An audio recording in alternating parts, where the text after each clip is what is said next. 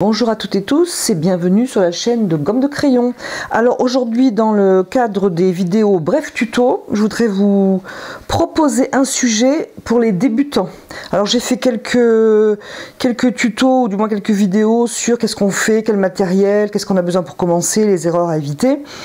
Mais là je voudrais bien vous proposer un sujet pour les débutants ou vraiment les tout nouveaux débutants. Vous n'avez jamais fait d'aquarelle, ou alors vous en avez fait une ou deux, vous avez fait des sujets trop difficiles, ou ça ne vous a pas plu. Bref, vous ne savez pas par où commencer. Je vous propose une piste de travail déjà avant de vous parler de ce sujet. Il me semble que c'est plus facile lorsque l'on débute de choisir un objet vivant ou non vivant pour peindre une aquarelle. Ça me semble plus facile que de se lancer par exemple dans un paysage qui semble souvent simple. Et ce n'est pas si simple que ça, parce qu'il y a souvent des surfaces, et même toujours des surfaces à animer, qu'on ne peut pas laisser juste une bande de couleurs uniforme. Donc c'est un petit peu compliqué, ça fait beaucoup de choses. Vous pouvez par exemple trouver chez vous un pot, je ne sais pas, alors peut-être pas une bouteille d'eau parce que c'est un petit peu plus difficile, mais un objet comme un vase, ou rester très simple. Et ça va permettre aussi de commencer peut-être par une technique qui est un petit peu plus facile, ou du moins qui fait moins peur, mouiller sur sec. Alors juste une indication, c'est que bon, donc je suis dans le bref tuto, donc j'aimerais essayer de vous proposer ce sujet, alors non pas en parlant à toute vitesse, que j'ai l'impression que je suis en train de faire, mais en restant quand même dans des données de temps un peu correctes pour que tout le monde, ou du moins tous les gens intéressés, puissent le regarder tranquillement. Je vous propose pour cela, bien écoutez, un pot.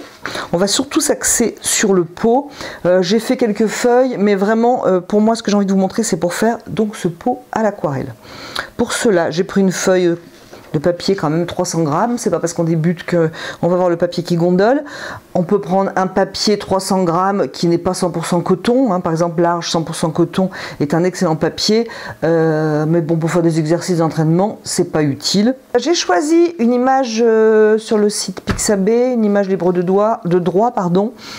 Donc il s'agit de dessiner ce pot, j'ai juste gardé quelques feuilles. Alors, je mettrai la photo, le lien vers la photo. Donc c'est un pot de géranium. Alors il est intéressant de garder cette douceur du trait, ne pas faire des traits lignes, ne pas faire des lignes droites, rigides, etc. Donc ce pot en lui-même nous aide à dessiner quelque chose d'arrondi ici, donc qui apporte une certaine souplesse. Un contraste de lignes ici, puisque c'est droit. Et je me suis permise de ne pas dessiner la partie dessus afin d'éviter les complications. Lorsqu'on regarde un pot, comme par exemple ici, on a un effet de perspective. On se demande si on le voit d'en haut, si on le voit d'en dessous, ce qui change bien sûr l'arrondi des formes. N'oublions pas que ce n'est pas du plat, nous dessinons un volume. Donc on doit imaginer ce qui est derrière. Donc j'ai choisi cette photo parce que c'est un petit peu plus simple pour la perspective, puisque ce pot est photographié. Et donc nous allons le dessiner nous et photographier en face du regard. Il n'est pas vu d'en dessus, vu d'en dessous, il est en face. Ça m'a semblé plus simple. Donc je l'ai dessiné ici. Je pourrais vous mettre le dessin, si vous voulez, à la limite sur mon blog. Je vous encourage vivement à tenter l'expérience de dessiner ce pot. Autre chose qu'on se demande après la perspective, c'est d'où vient la lumière. J'ai décidé que la lumière venait de gauche, donc sera plus éclairée à gauche qu'à droite. Donc pour cette technique, premier pas, mais qui peut très bien être faite, bien sûr, lorsqu'on est tout à fait perfectionné dans l'art de l'aquarelle, c'est pas du tout un problème. Les pots de géranium sont toujours très beaux. D'ailleurs, entre parenthèses, ce n'est pas du tout un géranium, même si les feuilles m'y font penser. C'est un je sais plus quoi. Je vous mettrai le nom de la plante quand ça me reviendra à l'esprit, donc je pense quand je ferai le montage. Alors donc le papier est sec, je le laisse sec. On peut choisir de travailler, ça serait une bonne idée, si vous n'avez pas fait d'achat, d'acheter vos couleurs en tube. Si jamais vous avez dégodé, lorsque l'on fait un sujet comme ça, où on n'a pas besoin de mouiller toute la feuille, etc., etc., on peut se contenter on peut arriver à faire quelque chose avec les godets. C'est une des rares exceptions, je pense, où on peut faire quelque chose, par exemple en illustration, faire un motif comme ça, ou je ne sais pas, prendre un oiseau par exemple, ça marche avec les godets. Le reste, c'est un peu difficile. Alors si vous avez 3 couleurs primaires transparentes, c'est parfait. Pour commencer, c'est parfait. Pour s'habituer aux couleurs, c'est l'idéal, on n'a pas besoin de plus. Vraiment, vous pouvez travailler très longtemps avec 3 couleurs. Donc moi, je conseille toujours le bleu de cobalt, le jaune auréoline et le garance rose. Vous pouvez donc très bien faire toute l'aquarelle ici avec ces 3 couleurs primaires. Donc, nous allons faire un orangé pour notre partie éclairée avec auréoline et garance rose. Si vous le voulez plus jaune, vous mettez plus d'auréoline. C'est logique. Donc, je commence. La difficulté va être que notre papier est sec, bien entendu. Donc il ne faudra pas créer d'auréole. Il ne faudra pas créer de démarcation très nette. Imaginons que je peigne cette surface ici. Par exemple, je vous fais une grosse pointe ici et que je ralentis, je vais boire le thé ou même je cause 5 minutes. Ça va sécher et bien sûr après on aura du mal à continuer sans faire une démarcation nette et indésirable. Donc je vais tranquillement peindre cette première forme, donc que j'ai fait mouiller, puisque j'ai de l'aquarelle à l'eau mouillée sur un papier sec. Et là, comme je suis donc éclairée sur le côté gauche, j'ai envie de rajouter un peu de lumière avec par exemple non, parce que j'ai que 3 couleurs, avec mon auréoline. Je vais donc mettre du jaune auréoline dans ma partie éclairée.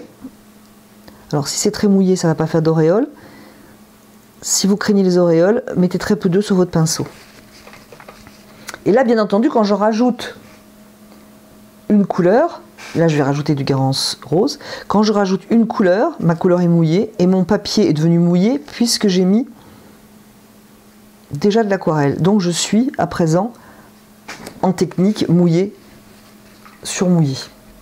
Je vais continuer de peindre ce coup-ci cette forme.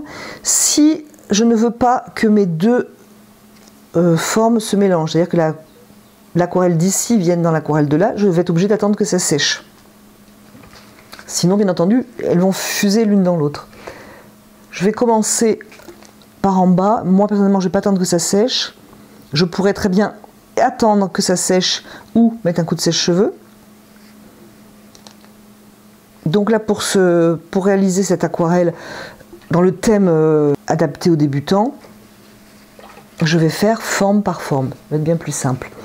Là, donc, je pose de l'auréoline sur mon côté ensoleillé. Et pour venir un peu plus à l'ombre, je reprends l'orange de tout à l'heure, celui que j'ai fait avec auréoline et garance rose. Alors si vous n'avez pas auréoline et garance rose, il vous faut au moins un jaune transparent et un rouge qui s'approche du primaire et qui soit aussi transparent.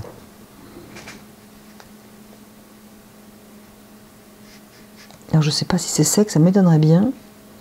Donc je vais peut-être pas, pour éviter de faire sécher ou d'attendre que ça sèche, je vais faire en sorte qu'elle ne se touche pas trop. Après, bon, si ça fuse, dans la réalité, si ça fusait, ça ne me gênerait pas du tout. Hein. C'est vraiment pour la démonstration. Je peux tout de suite, au côté donc moins éclairé, venir mettre un peu de garance rose pour foncer un peu. Je viendrai faire les ombres après.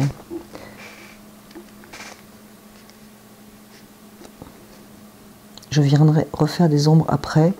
Et je pense que pour l'exercice, je viendrai les faire plus tard, mais je vous expliquerai ça. Donc je viens dans cette première couche de peinture que nous appelons à la vis, poser un petit peu de mon orange de manière à créer du volume. N'oublions pas que ce soit en dessin ou en peinture, je ne suis pas en train de faire une forme plate, je fais une forme en volume. Voilà déjà la couleur qui prend de belles teintes. Donc je vais continuer le pot comme ça. Je vais faire l'autre forme. Il faut bien entendu que ça sèche la peinture du pot sèche si je ne veux pas qu'elle aille dans la soucoupe. Dans l'idée. Je peux, maintenant c'est un peu séché, venir rejoindre mes deux parties si le cœur m'en dit, à moins que je ne le veuille pas et que je veuille que ça reste séparé. Étant donné que c'est encore mouillé, bien entendu, ça va fuser l'un dans l'autre. Le jet du soleil donc à gauche qui éclaire la partie droite, je vais laisser une bande ici blanche, je reviendrai après, de manière à laisser de la lumière. Je vais donc peindre en dessous. Je ne vais pas trop laisser de lumière en dessous, étant donné que le dessus du pot empêche la lumière de passer. Il faut toujours chercher où sont les parties éclairées et où sont les parties qui ne sont pas éclairées. Alors, c'est pas tellement une question de réalité, c'est surtout une question d'équilibre des couleurs, de passage de couleurs de l'une à l'autre, et ça c'est important. Je suppose que mon pot qui est un volume ne s'arrête pas droit. C'est pour ça que quand on le dessine, il faut dessiner, par exemple, ce trait et chercher celui qui est derrière.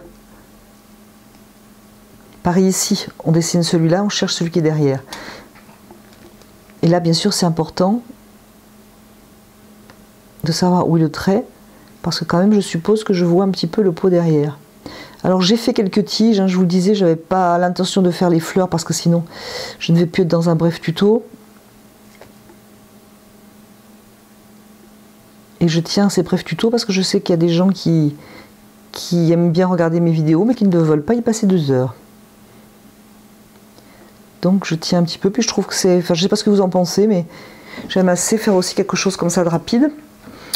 Donc je disais, ici je laisse blanc. Je peux regarder sur ma photo pour m'aider ou devant moi si j'ai posé un pot. Et ici j'ai une ombre. Donc je vais prendre ma couleur de base orangée et non pas l'auréoline pour venir ici faire ce qui est à l'ombre.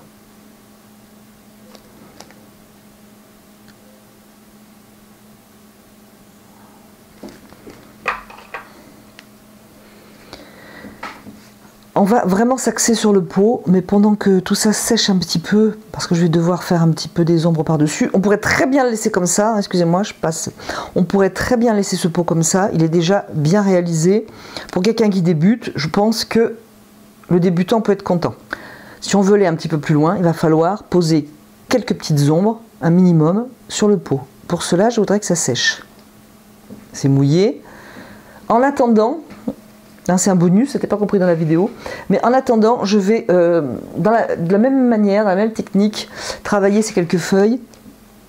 Donc je vais poser un petit peu d'auréoline, surtout le côté éclairé. Après, alors c'est un bégonia, ça y est, ça m'est revenu. Donc il s'agit d'un bégonia. Notamment autour et côté éclairé. Et je vais avec de cobalt et auréoline, parce que nous ne travaillons qu'avec ces 3 couleurs, venir préparer un verre que je vais mélanger ou laisser fuser dans ce jaune.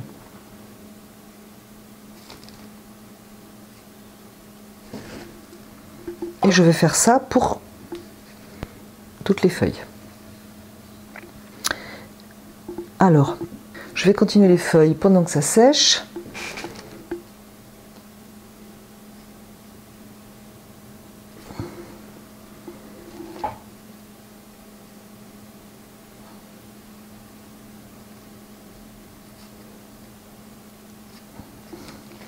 Alors il n'y a pas des tiges droites comme ça, hein.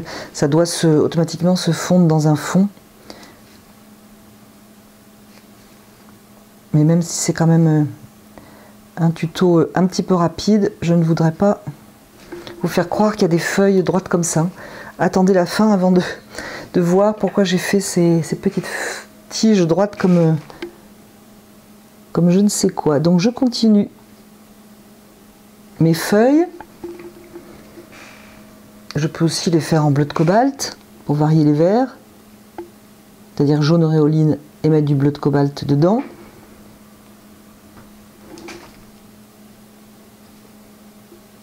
Je vous conseille de faire une feuille par une feuille.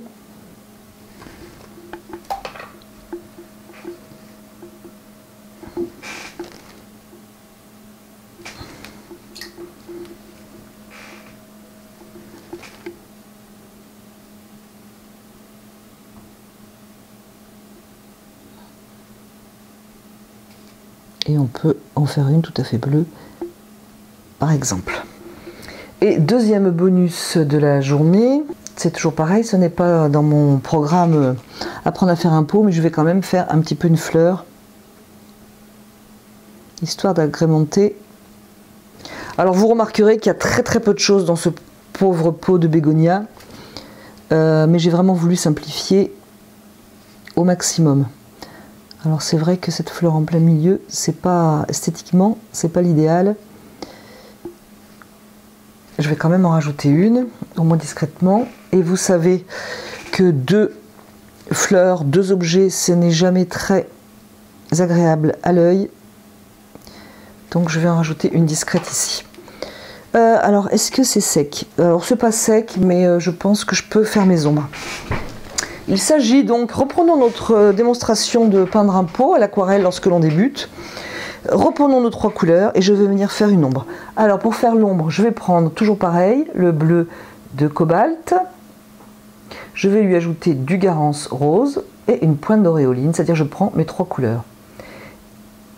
Si vous voulez et ça vous donne un gris. Si vous voulez un gris pas très intéressant, qui ne sera pas riche en une couleur, vous mettez pile poil les 3 couleurs. Mais nous voulons un gris riche. Donc nous allons déséquilibrer notre pourcentage de nos 3 couleurs. Et moi je veux un gris bleu, je vais donc mettre plus de gris de cobalt. Et je vais donc mettre plus de bleu de cobalt. Je vais venir faire une ombre.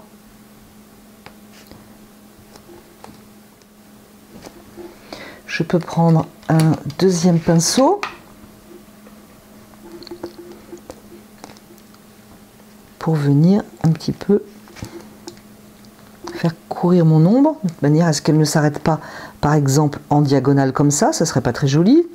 Donc je peux me servir de mon pinceau pour la faire courir un peu.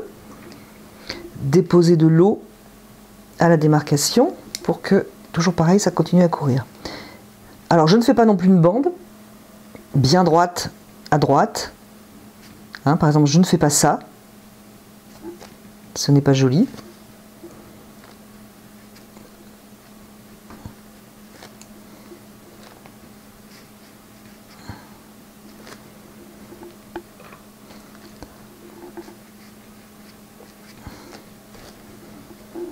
Si je veux une ombre plus foncée, je rajoute du bleu, par exemple, à la base de ce pot. Et je vais en rajouter ici aussi. Les 2 formes vont fuser, ce qui n'est pas dérangeant. Au contraire, ça va éviter d'avoir plein de petites formes. Alors évidemment, ici, on n'a qu'un pot. Mais si on avait une composition plus importante, c'est pas toujours utile d'avoir plein de petites formes. Je vais rajouter ici ce gris plus foncé. Par contre, maintenant, je vois bien qu'ici j'ai une ombre, mais je ne la voudrais pas aussi foncée que là. Alors, n'oubliez pas que nous sommes toujours avec nos 3 couleurs primaires uniquement. Donc, j'ai fait un gris tout à l'heure plutôt bleu, mais il suffit de rajouter de l'eau simplement dedans pour le rendre moins puissant. Comme bien souvent j'ai des coupures, j'espère qu'il ne manque pas trop. Donc je disais que l'aquarelle pouvait très bien s'arrêter. On a fait le pot, voilà, on est content. Mais j'expliquais, je ne sais pas si ça va apparaître ou pas, donc je préfère le redire en doublon. Si vous vous sentez bien, si vous sentez continuer, donc créez une ombre ici au-dessous du pot. Avec donc toujours pareil, le mélange des 3 couleurs. Moi je l'ai fait avec une forte proportion de bleu. Et vraiment pour terminer, si vous vous sentez bien dans l'aquarelle et que vous avez envie de la finir, ça serait intéressant de venir poser une ombre. Alors moi j'ai envie de la mettre assez bleue, un gris plutôt coloré bleu. D'ailleurs déjà parce qu'il va contraster avec ce gris assez chaud. Et donc venir, alors attention, quand c'est pas sec, voilà ce que ça fait. Et ça je ne le voulais pas. Donc attendez bien que ça sèche. De toute façon je vais être obligée d'attendre parce que je ne pourrais pas aller derrière les feuilles pour vous montrer. Moi ce que je ferais, c'est que je n'attendrai pas forcément que toutes les feuilles soient sèches pour justement que ça se mélange. C'est ce qui est joli, à mon avis. Là je voulais vraiment vous montrer une technique simple, donc je préférais que ça ne fuse pas trop. Donc je vais venir derrière mes feuilles, venir poser une légère ombre. Et comme je n'ai pas l'intention aujourd'hui de peindre toute la feuille, je viens dégrader cette ombre par derrière. Je peux même la laisser courir derrière le pot. Et si vous faites une ombre légère comme ça et que vous la dégradez de manière agréable, vous aurez au final une aquarelle que vous pourrez accrocher à votre mur. Je vais donc peindre l'ombre derrière. Une fois que ça sera sec, je vous montrerai le résultat. Ainsi, si je ne peins pas devant vous l'ombre derrière les feuilles, je pense que je vais rester dans mon créneau de bref tuto. J'espère que cela vous aura plu et que surtout cela va vous aider à peindre vos premières aquarelles. Je vais faire sécher tout ça et nous allons voir le résultat. Donc j'ai fait le fond avec le trio Auréoline, Garance Rose et Bleu de Cobalt. Plus de bleu de cobalt pour avoir quelque chose de bleu. Une fois que vous avez fait ça, vous pouvez très bien venir, j'ai commencé à mettre du bleu pur de cobalt par exemple dans votre ombre. Par exemple sous une feuille pour simuler une ombre plus forte.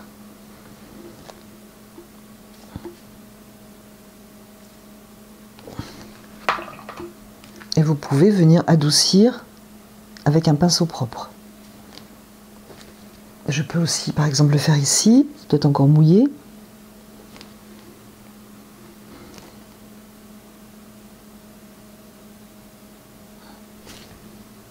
Vous pouvez très bien passer sur les tiges, au contraire, de manière à ce qu'elle n'ait pas cet effet piqué dans la terre. Ce que je vous déconseille, c'est de faire tout le tour avec la même couleur, de bien encercler une feuille, ça, ce n'est pas joli du tout. Vous pouvez aussi, et ce sera je crois le point final, prendre même la pointe de l'ongle hein, pour enlever de la peinture, ce qui vous donne des traits, comme si qu'il y avait d'autres tiges. Je ne sais pas si vous allez bien le voir à l'image. Vous venez du bout de l'ongle, enlever de la peinture. Ou vous prenez un pinceau comme ça, au poil un petit peu rigide, et vous venez tracer des lignes. Il faut pour cela que la peinture est un petit peu séchée, sinon bien sûr l'eau vient reboucher les trous avec la couleur. Voilà, avec de l'eau propre, ça marche très bien. Ou avec l'ongle, c'est vous qui voyez.